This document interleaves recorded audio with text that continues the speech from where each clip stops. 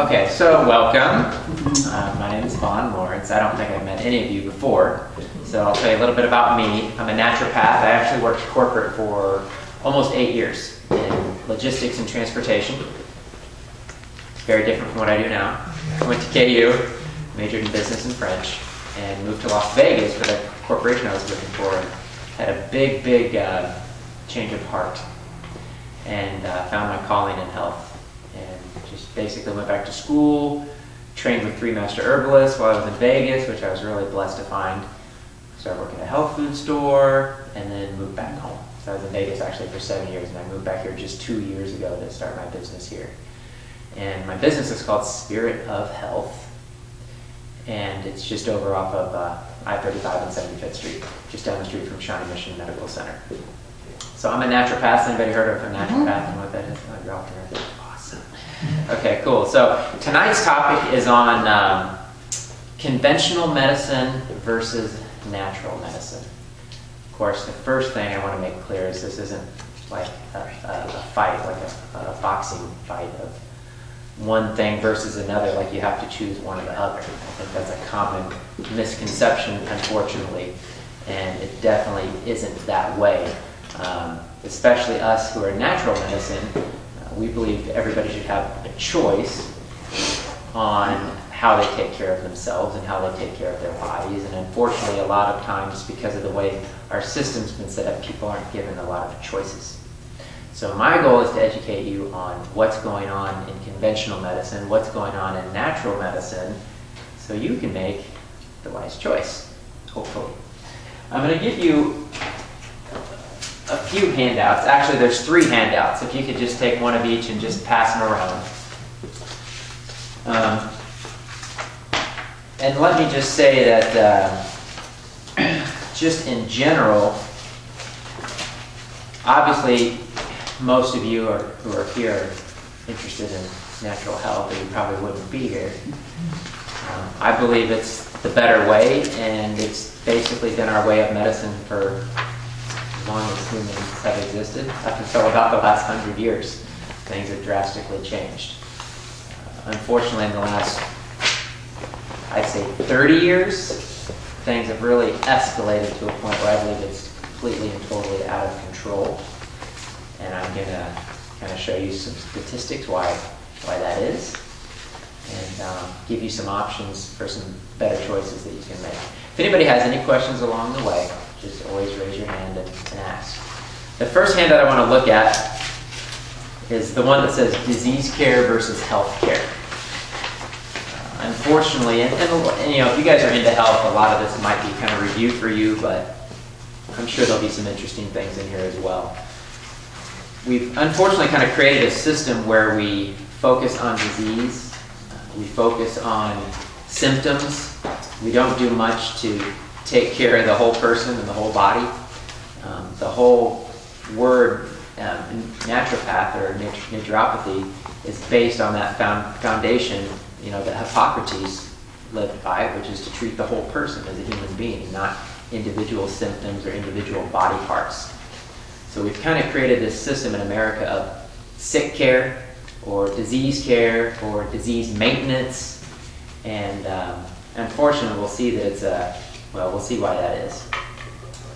The first one, if you look at, is in disease care, and again, this is what conventional medicine has become. This isn't what conventional medicine has always been. It's what it has become recently with the rise of the pharmaceutical industries and what's going on with the government and the FDA, and just that whole conglomeration that's kind of created this large-scale business, unfortunately, at our expense. So the first thing is that disease care, the emphasis is on removing symptoms, quick results, kind of the pill for every ill type of philosophy. And a lot of people just live by that. You know, they have X, Y, Z, they have a headache, they have this, they have that. What's the pill I can take to get rid of it? Not actually trying to discover what the root cause of it is, what caused this to occur, what kind of imbalance is going on in the body that caused this to occur. The joke I always give people is, you know, if you have a headache, your headache isn't caused by a Tylenol deficiency. there's probably another reason that you have a headache besides a deficiency in a pharmaceutical drug. In healthcare, the goal is to remove causes through knowledge and integration into living habits. It's for long-term results. So again, treating the body as a whole, finding the underlying cause, and looking at the long term, not just short term. And I'm not saying you don't need the short term stuff sometimes. You got a killer headache, you want to knock out that headache. You got killer back pain, you can take something to knock out that back pain. I mean, I am not anti-conventional medicine. They have their place for severe pain. They're great at surgeries. We always joke saying, if I get in a car accident and break my leg, don't bring me to an herbalist, right? Okay? So they're great at that, and they're great at saving lives. And they have some pretty good diagnostic tools. But when it comes to disease and illness, especially chronic illness, miserable. Chronically miserable care. And a lot of people are chronically ill, so they need alternatives. The second point on here is emphasis on management and control, the professional management, while the patient follows orders. So you walk into a doctor's office, oh, you have XYZ, take X, take 2 of these, call me in the morning, that's the joke. But, that's kind of what's going on. I mean, they're so busy, they run people through every 5-10 minutes. There's no discussion about anything. What do you have, why do you have it, is nutrition play a role? I mean, they're not even trained in nutrition. You can't even get something for your quote-unquote illness unless they have a drug for it. So a lot of people, and I'm sure some of you have ran across people who have gone to the doctor repeatedly and they can't find anything wrong, but something's wrong. You don't feel good, or you're having these horrible symptoms, but they can't find something wrong, or they tell you it's all in your head. Well, that just means that they don't have a medical diagnosis for it. If they don't have a medical diagnosis for it, they can't give you a drug for it, therefore it's all in your head. It's pretty sad. I mean, I know people that have really been scarred by being told over and over by doctors that it's all in their head, or they can control it, or whatever. It's really sad. So in healthcare, the goal is to, for the patient, or the client, to actively participate in their health. And that's tough. I'll tell you from firsthand experience as a practitioner. The first thing I tell people when they sit down with me is I say, okay, if the goal is for you to get well, and that is 100%, that's your complete and total health, 70% of that 100% is your job. It's your control, and it's basically what you do and don't eat every day. The other 30% is me figuring out what's going on with you, where your weaknesses are, what you need to correct those weaknesses. And that's an important part, but as you can see from my experience and from a lot of practitioners who do what I do, it's called nutrition response testing, they're involved. The client's involved. And if you're not involved in actively changing your health on your own, you're going to be in trouble. It's going to be hard to get well. It's going to be hard to overcome. And a lot of people don't want to do that, just because they're too busy, or or they're so used to this, taking a pill for something. So it's hard for some people. Number 3, assembly line methods geared for profit. Client-centered methods geared for autonomy in healthcare. Autonomy just means like good moral standards, as opposed to being coerced into something. A perfect one is cancer. There's lots and lots of different ways to treat cancer. There's quote-unquote cures for cancer that have been around for hundreds of years that people still use today. But if you find out you have cancer, first of all, they scare you to death, basically, like make you think you're going to die tomorrow if you don't do something about it. And they give you 2 options. They give you radiation and chemo, which is really sad because there's lots and lots and lots of well-known, well-studied, established methods to treat cancer. And that's just one example. 4, reliance on technology, and it's either a drug or it's surgery. You get a problem with your gallbladder, cut it out. You get a problem with your appendix, cut it out. You get a problem with your tonsils, take them out. Sinuses, take them out. It just boggles my mind that we think removing organs from our body fixes problems. I mean, if it's a life or death situation, yeah, of course. But how many people have gone to the hospital and, you know, they have a little gallbladder pain and the doctor says, oh, let's just remove it, you know, just as like a safety precaution. Or I know people have gone in to get a surgery, and while they're in there, they get an appendix surgery, and while they're in there, the doctor's like, oh, it looks like you got some gallstones. We're just going to go and take your gallbladder out too. I mean, it's just crazy what's happening. Does anybody have any stories or anything like that that's happened? Yeah. You want to share? Yeah. Well, just my dad went in and they just said he needed to have it taken out. So. What did they take out? His appendix. Okay. And I think he's had his gallbladder removed. No, that was my mother. But yeah. You know, why? I know, it's so common, and you know, there's other ways. You know, the goal in natural health is to regenerate the organs. You know, what a concept! Like restore health to the body. Wow, awesome. So, 5, cost and dependency escalating. So you just get more and more dependent on the system. You know, diabetes. Let's take diabetes example. How many people have been cured of their diabetes by taking metformin and insulin shots? It's disease maintenance. Okay, how do you cure diabetes? It's easy. Teach the people what to eat and have them stop eating sugar and starches, and it disappears within a month. It's really simple. But it's disease maintenance, and the costs keep going up and up and up.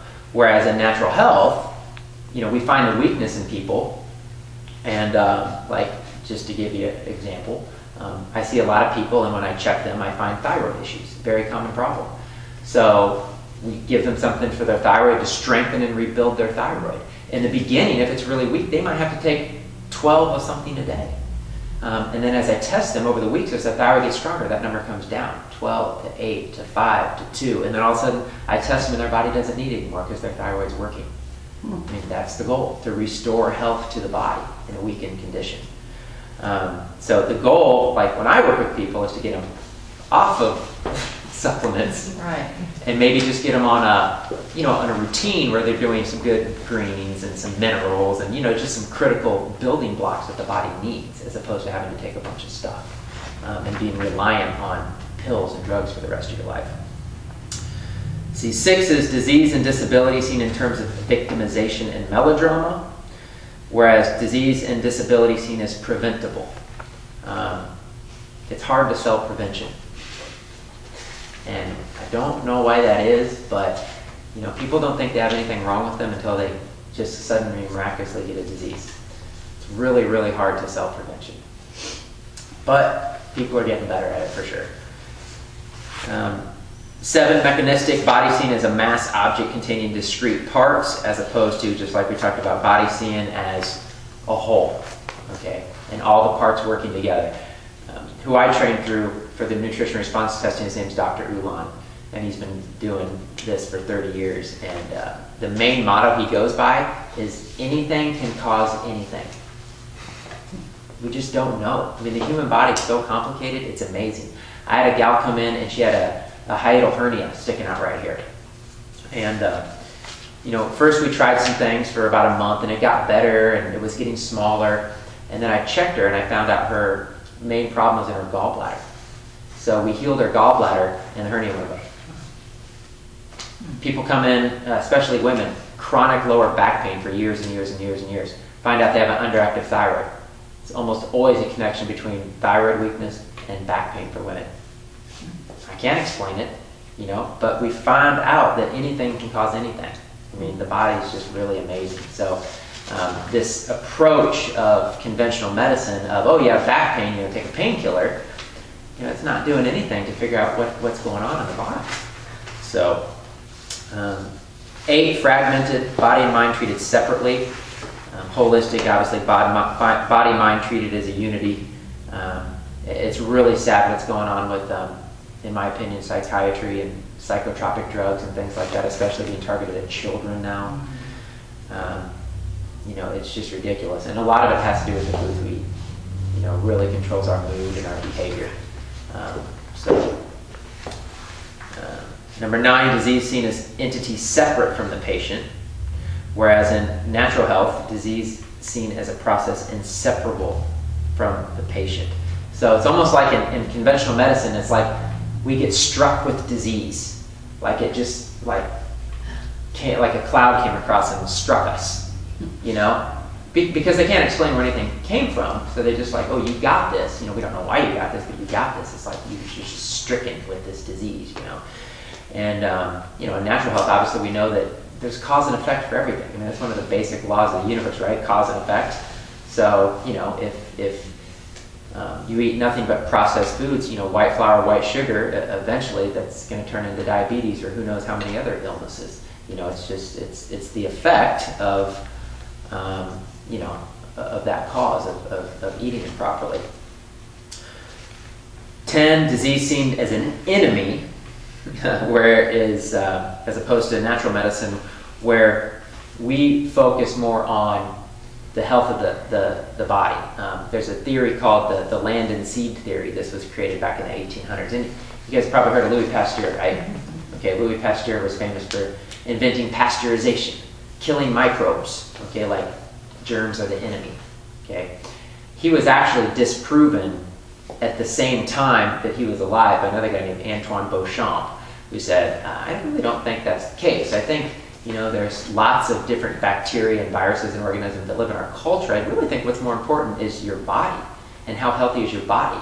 I mean, how come the cold virus can like go through a classroom or something, and some people get sick and some people don't. And, you know, you get a cold through your household, you have 3 kids and 2 of them get sick and 1 don't, and the mom doesn't and the dad doesn't. You know, how do you know? You know, how is it? How does that work? Well, it's more the internal environment that determines whether you get sick or not in your body, not an illness striking you or a bacteria or a virus striking you. And plus, now we know that, you know, if you say that there's 100 trillion cells in the body, about 80 trillion of those are actually living bacteria on our skin, inside of our system, in our gut.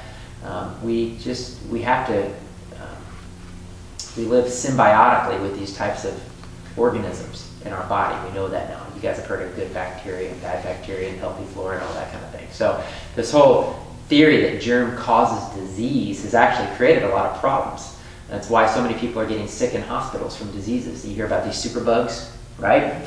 Okay, when you try to kill germs, well, sorry, but they're smarter than we are. And they morph and they change into different organisms. And we have to keep creating new things. And eventually, well, they're just stronger than we can fight. So that's kind of what's happening with that. There's more here, but you know, for sake of time, you know, you guys can read through that. I want to kind of maybe go into some other things.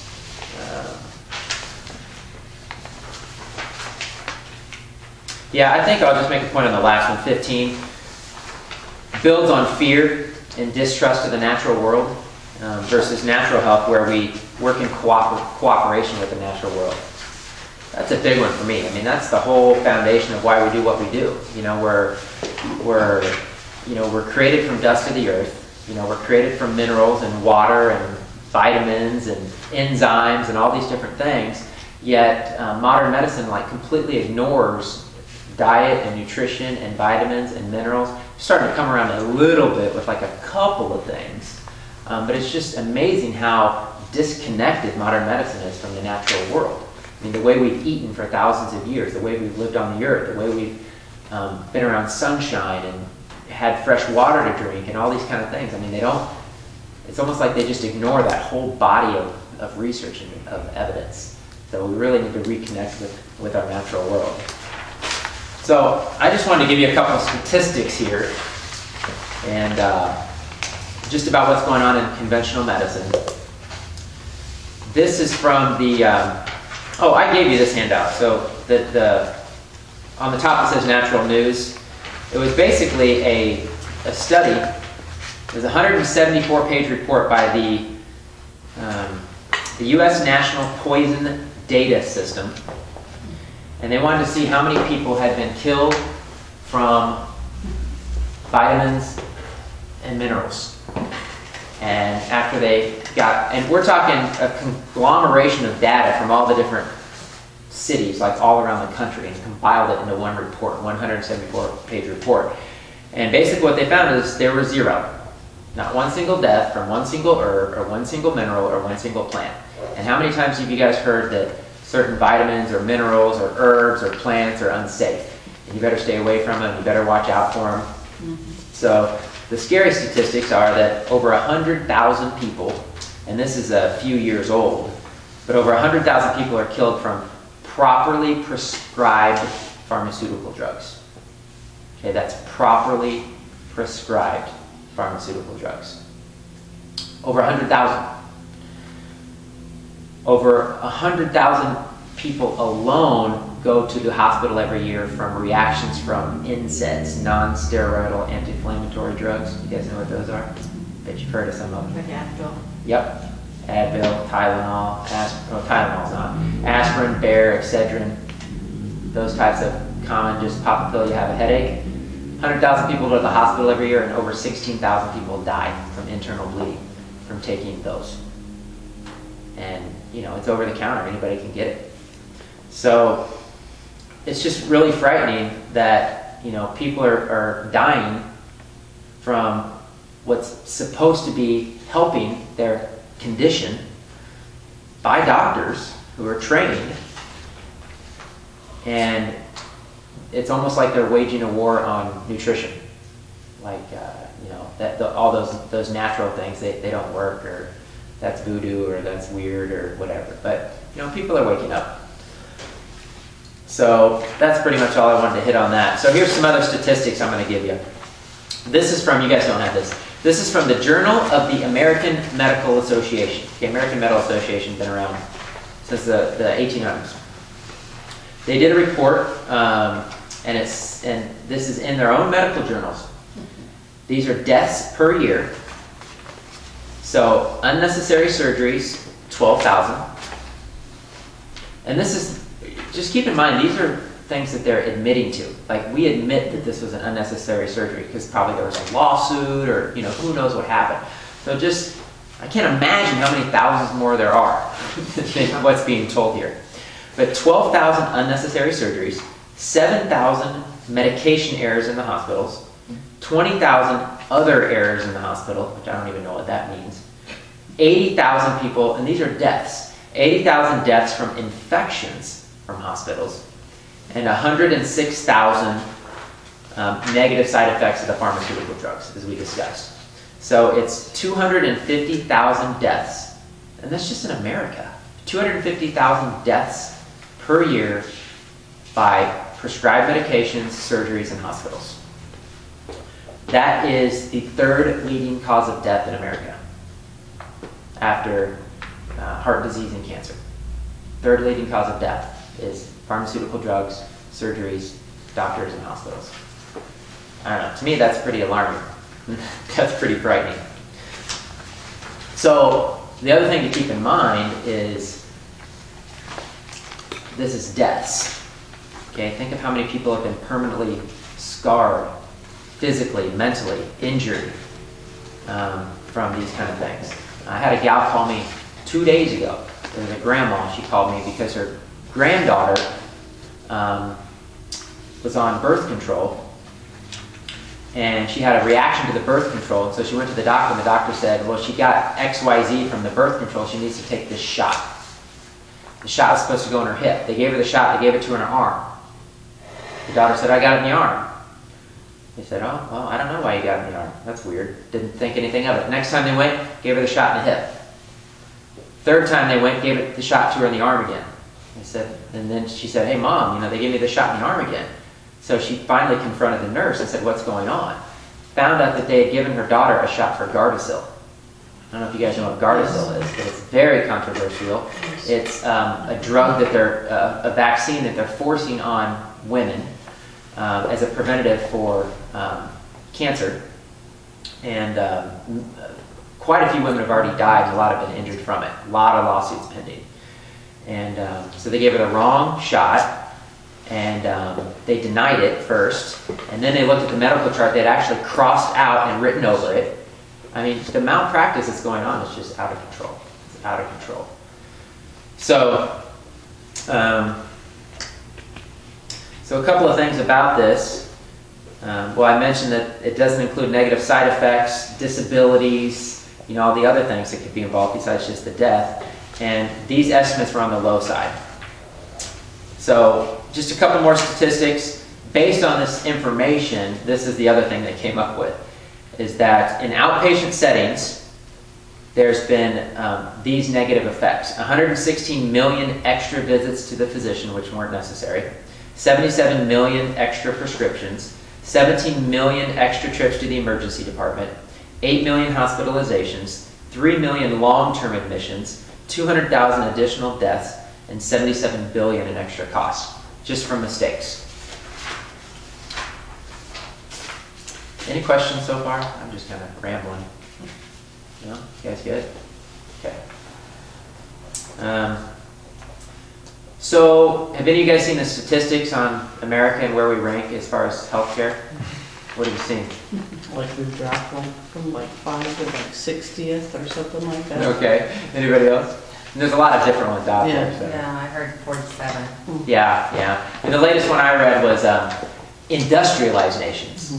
Out of 38 industrialized nations, we were 38 out of 38. Oh, wow. And no one would question the fact that we spend more on healthcare than any other country in the entire world. We spend hands down triple what any other country spends on healthcare, and we have the worst health, the lowest longevity, one of the highest rates of infant mortality. I mean, how does that happen? You know, infant mortality, one of the highest in the world. There's multiple third world countries that have better infant mortality rates than we do. It's just mind-boggling to me. It just shows how far we've come.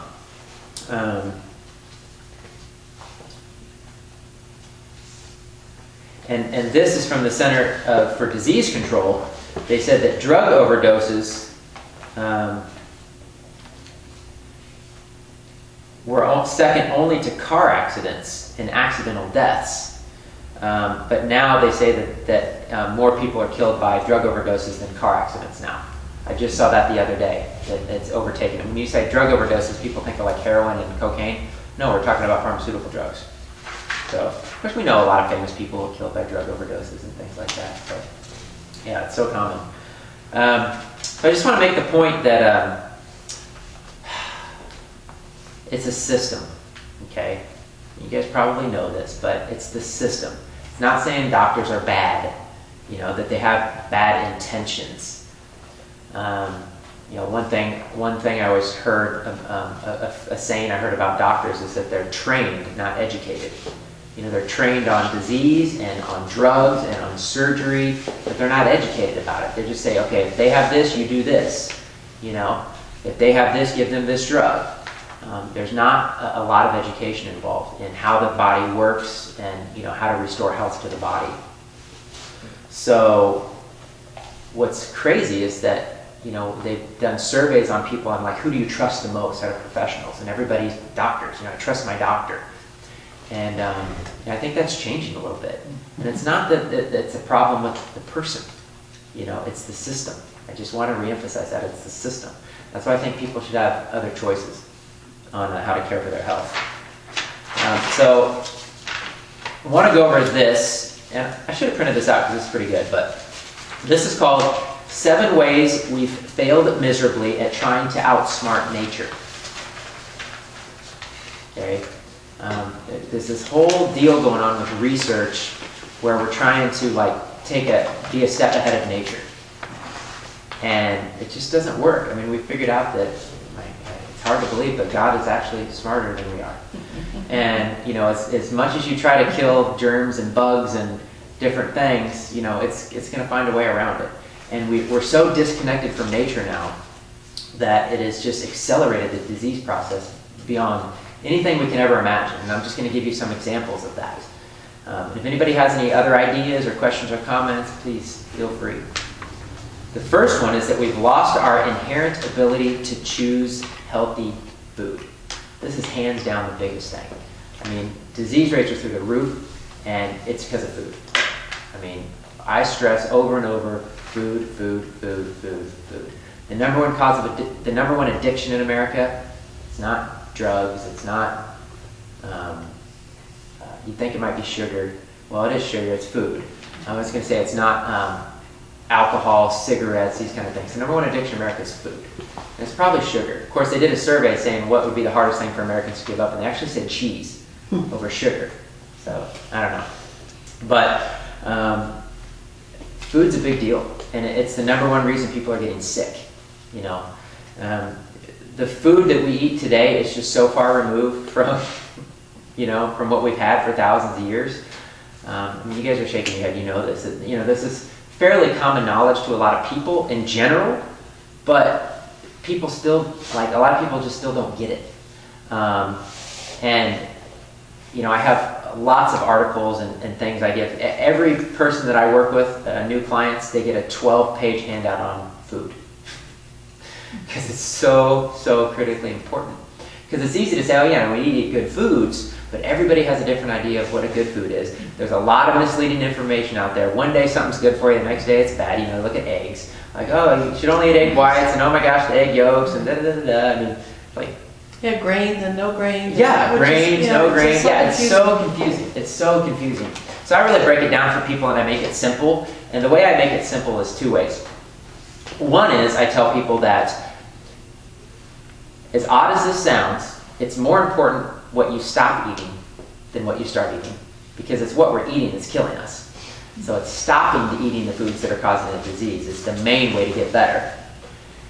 And the other thing I tell people is, the closer it is to the way God created it in its original design, the better it's going to be. The more man has touched it and processed it and irradiated it and pasteurized it and homogenized it and chemicalized it, pesticide, herbicide, fungicide, insecticide, I mean, the more they do to it, the worse it is for it. Now, it sounds obvious, but we live in a world where, you know, we eat packaged foods and boxed foods, and you know, we don't take the time to buy and eat fresh foods. I mean, we've got the best farmers market right here, in my opinion, in all of Kansas City.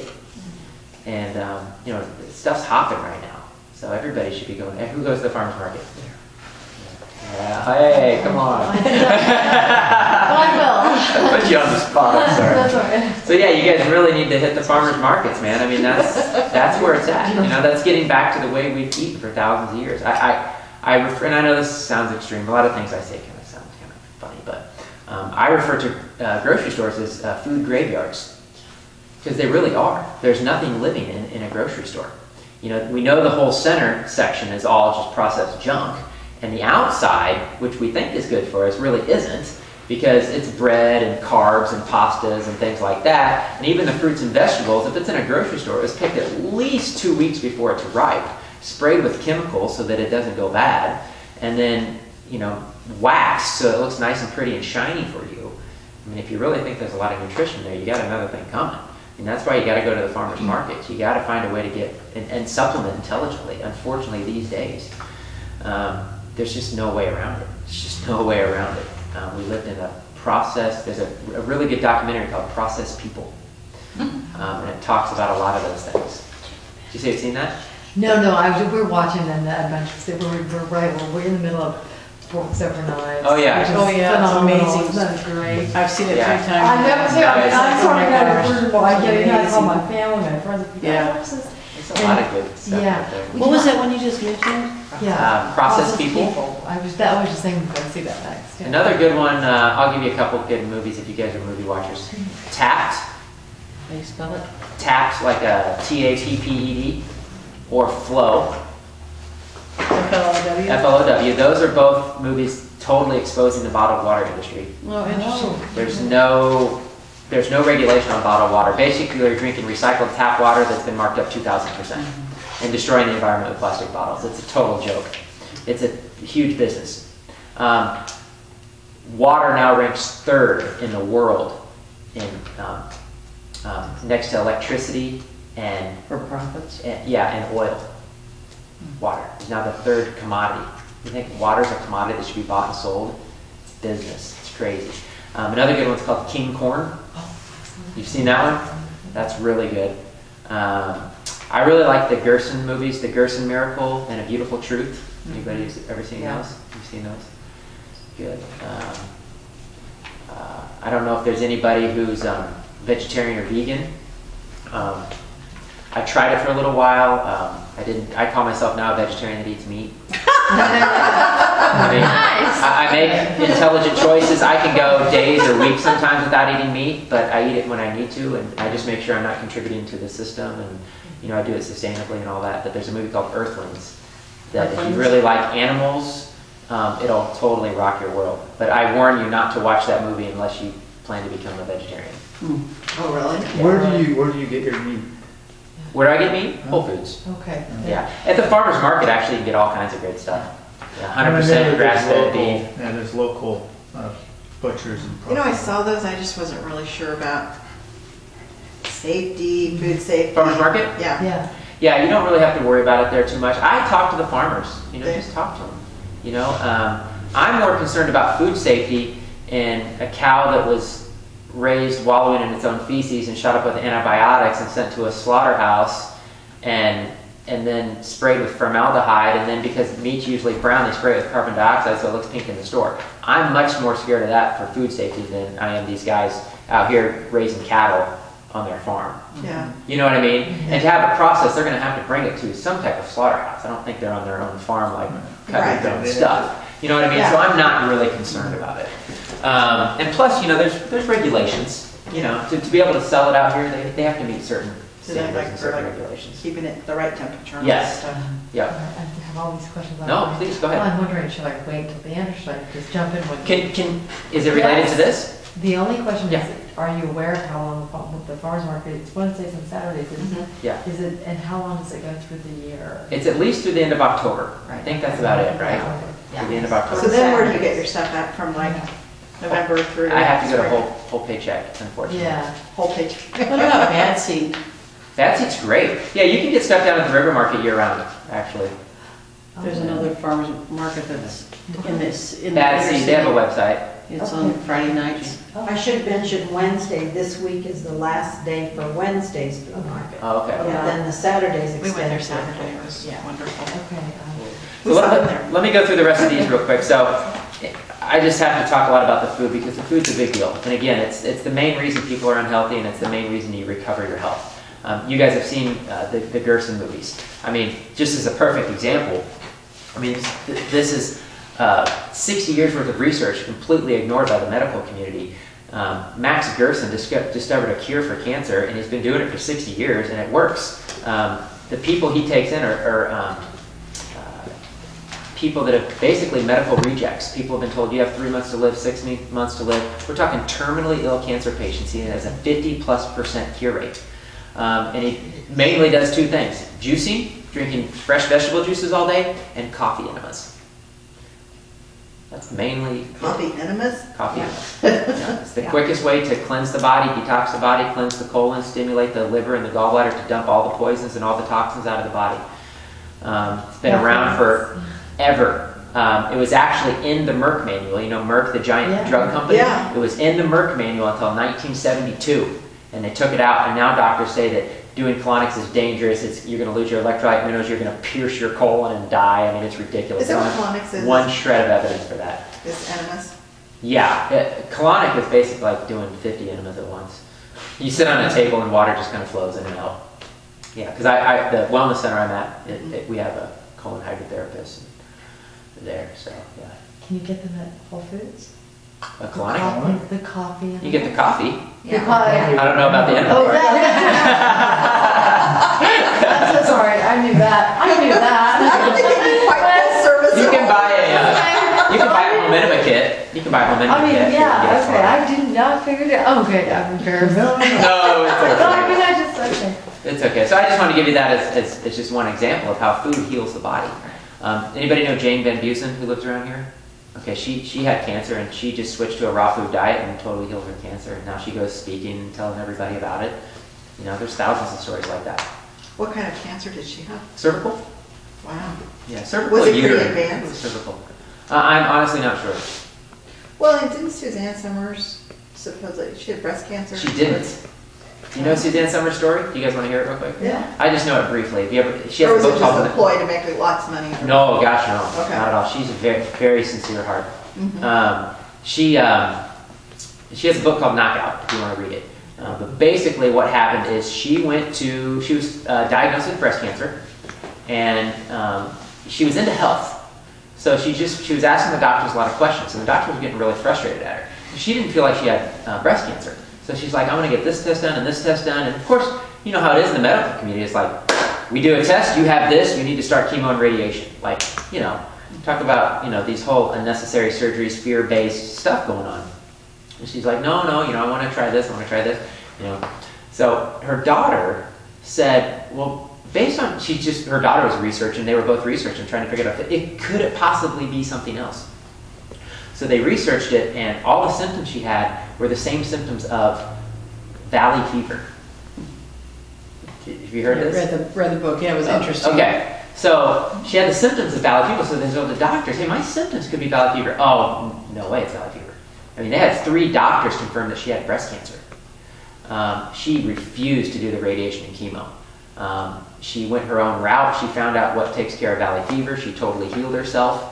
And she's been on a mission ever since to just expose this madness that's going on in our medical community of falsely diagnosing people and then giving them these $100,000+ treatments that are destroying people's lives. You know, so she's totally being shunned by the medical community, and she's big on the autism deal. You know, a lot of stuff that causes for autism, and anyway, so that's her story. It's pretty amazing. So the second one is we've forgotten how to sustainably grow food and raise livestock. Again, everything's big business now. You know, cows it's disgusting industry. Chickens, you know, all the animals, it's just really gross. Food, you know, you look at like, I like to talk a lot about monocrops, you know, like the foods we eat a lot of, like the big white russet potatoes. Okay, the only reason those exist is because of McDonald's and fast food companies. The Peruvians grew hundreds of varieties of potatoes, hundreds. And there's a lot of strength in genetic diversity. We know that, right? We know that if we interbreed within our family, we have genetic weakness, right? So we have diversity that creates strength in genetics, and that's with potatoes. And then all of a sudden you take the 100 varieties of potatoes and you turn it into one because it's really good for McDonald's, and you create a lot of problems. Anybody heard of the Great Potato Famine in Ireland? That's why the Great Potato Famine in Ireland happened.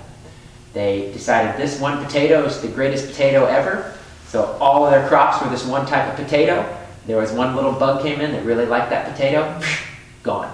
No diversity, no strength within that species of plant. Same with apples. Johnny Appleseed, when he planted, I give a lot of these random examples, they're fun. Johnny Appleseed came through and he was planting apple trees, and they grow up, and 90% of those apples are totally inedible.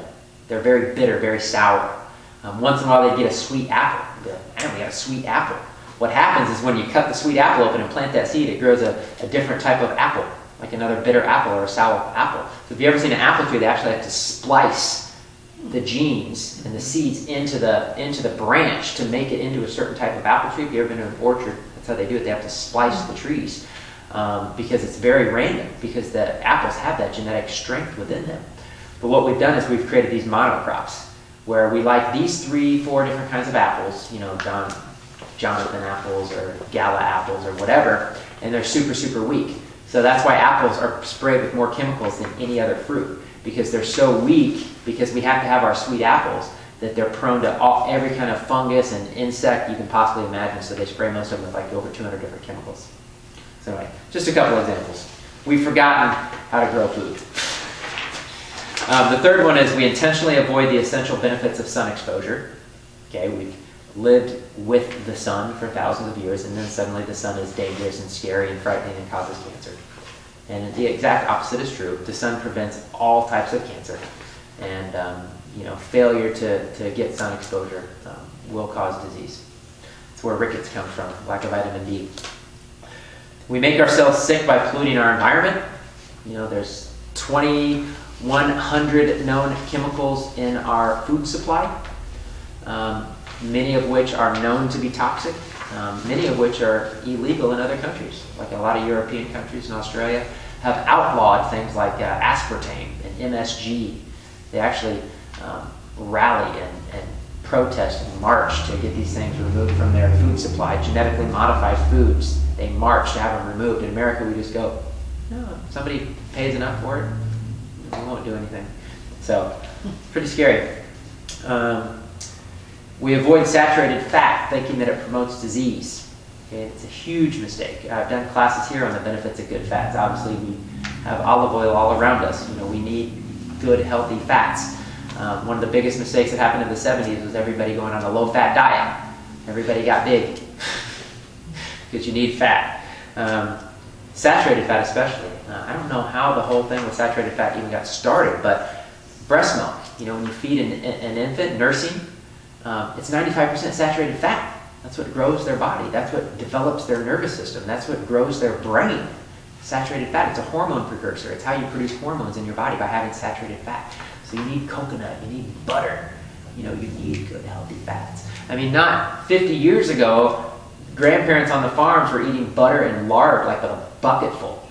They didn't have health problems. I mean, all four of my grandparents are still alive in their 80s, you know? And they weren't like into nutrition. Like, we have to be into nutrition now because we've forgotten how to eat. So, and the last one is sleep. We've disregarded our natural sleeping rhythms. So, just wanted to give you a few of those. And then the last handout I gave you, and if we have time, or you guys want to ask just general questions, I'm not going to go over this. But this is, I read a lot of this guy's stuff, Tim O'Shea. He's got a website. His stuff is amazing. He wrote an article called Insulin and its Metabolic Effects. It's like a 40-page article on how damaging sugar is to the body, and this constant insulin production that happens in the body that destroys the pancreas and the liver and causes degenerative illness, diabetes, things like that. But these are all myths. Myths in the medical industry. And if you look at these, you know, some of these you might believe and some of these you might not. You know, it's just what he's found are things that people commonly believe that aren't true, in his opinion. You know, just a couple of them, that pharmaceuticals restore health. I mean, we know pharmaceuticals don't restore health. That's disease maintenance. Vaccination creates immunity. Okay, vaccines have nothing to do with immunity. Okay, that's a very controversial subject. The cure for cancer is just around the corner. You know, it's like we always have the latest, greatest breakthrough. You know, Nixon in the 70s declared a war on cancer. You know, where are we at? I mean, we're the most cancer-ridden, stricken country in the world. We've spent the most money on trying to figure it out, and we're nowhere. We're nowhere. So, you know, it's just sad to me that they play on that to raise money. You know, like the race for the cure and all these kind of things. And, you know, it's not that we shouldn't support those things, but know where your money's going if you're giving money. You know, when my grandma had breast cancer, I'll do Race for the Cure and I'll walk in her honor, but I'm not going to give them any money. I tell you that. You don't know where that money's going. It's a business. What did she have done when she got diagnosed? Did she? Yeah. When a child's sick, he needs immediate antibiotics. Oh my gosh, our grandparents would laugh hysterically at this. I mean, you got sick, it's like, okay, well, here's some chicken noodle soup and go lay in bed. You know, all of a sudden now your kid gets sick and you're running them to the emergency room or the quick care and they're taking antibiotics, and it's like, you know, what's going on? You know, it's just crazy. And anyway, there's a whole bunch of them in here. Some of them are pretty, you know, like milk is a good source of calcium. We could talk about that for an hour. Aspirin prevents heart attacks. You know, people are told to take a baby aspirin a day. That's scary, since we're talking about those kind of NSAIDs, non-steroidal anti-inflammatory drugs. The quick story behind aspirin is aspirin thins the blood, so they use it as a preventative, you know, for heart disease. And they were giving people a full aspirin a day. And they had over 100,000 people die from taking aspirin. So then they cut it down, they cut the dose in half, and then 50,000 people were dying. And then they cut it down to a baby aspirin a day, and 10,000 people a year were dying. And so that was like, I guess, their magic number. So that's where we're at now. Take a baby aspirin a day as preventative. It doesn't make any sense. So anyway, there's a whole bunch of stuff in here. Fluoride in water protects your teeth. That's a total myth. Soy is a healthy source of protein. Insulin shots cure diabetes. That's, you know, you mentioned someone had their gallbladder taken out. After we take out your gallbladder, you can eat anything you want. I mean, I've had people go to the doctor and specifically ask them, okay, if I get my gallbladder taken out, how should I eat? Well, it doesn't matter, just eat whatever you want. I have yet to meet a person who's had their gallbladder removed that does not have digestive problems the rest of their life. Not one exception to that, you know? So why aren't we educating people? It's a question we have to ask ourselves. So that's really all I had. I mean, if anybody has any questions or anybody wants to ask me about any of these specifically, you know, just so you know, I have a store, like a health food store at my practice as well, and that's got, you know, everything. I have bulk herbs, 100 different bulk herbs you can get by the ounce. I do nutrition response testing, and I have some information on that if anybody's interested in that, or carbs. Can you explain a little bit about what that is? Your nutrition response testing? Basically what it is in a nutshell, it's everything that I was talking about, finding, it's a specific protocol that was designed to find how nutrition can heal the body. And what's really cool about it is it's a type of applied kinesiology. It's a type of muscle testing. You don't need any equipment or machines or anything like that. And basically what you do is you do two things. First, you do a nervous system check on the person to see if they have any blockages in their nervous system affecting their ability to heal and get better. Okay, that's why a lot of people take supplements and they don't do anything. And they say supplements don't work, or this natural stuff doesn't work. Or they'll take a supplement and actually feel worse. You know, like they'll take, hey, this is good for depression, and then they come back a week later and say, I'm more depressed. Okay, so a lot of people have stuff going on in their nervous system that's affecting their ability to heal. So that's the first thing I check. And then I can run through and check all the glands and organs, basically from head on down, to find out where the weakest areas are in your body. And it could be one thing, it could be 8 things. And we have a way to find out what the priority issue is. The body will actually tell us what the number one thing is we need to focus on to get better. So a lot of times, I tell people it's like unpeeling an onion. Okay, you know, people come to me and, you know, say it's a woman and she wants to work on hormone balancing. But I check her, and the first thing I find is that she has an infection. Her tonsils are weak. It's an infection, and we have to take care of the infection first before we start trying anything else, because otherwise the body's not going to respond. So it's a system to actually find out what the body is telling us it needs fixed in what order. It's amazing. I mean, it's the most amazing thing I've ever seen. I mean, I could tell you so many stories. One was a gal, Elizabeth. She actually does some classes on raw foods, and she has a diabetes eat-up group.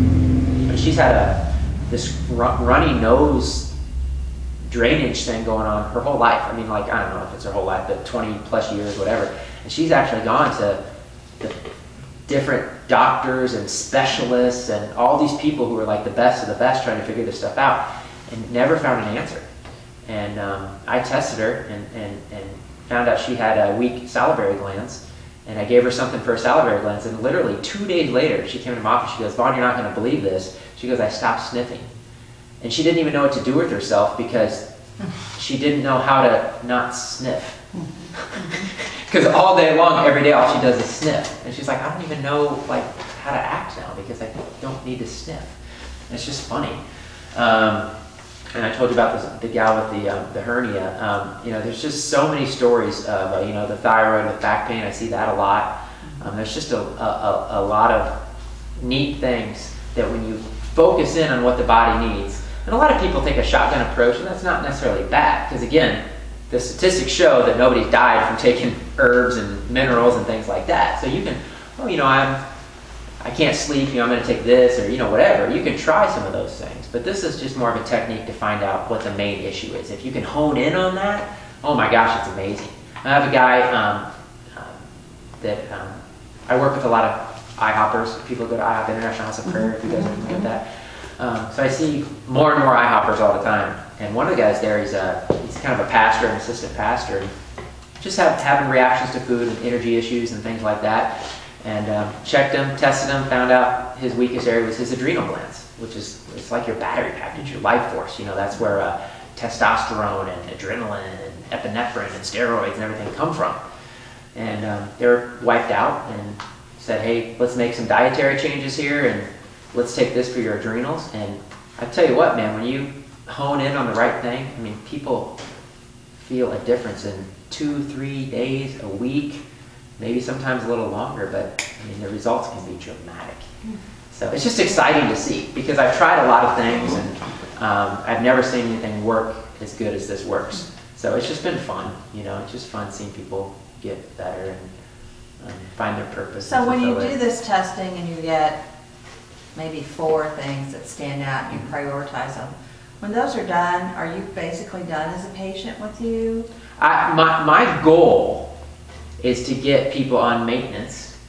Maintenance is basically where I see them once a quarter, once every 3 months, Okay. just to check everything out. Make sure on a good regimen of minerals and greens and superfoods and stuff like that, just to give you the building block, because we're not getting the building blocks in a lot of the food we're eating. Right. But usually I see people on average 12 visits.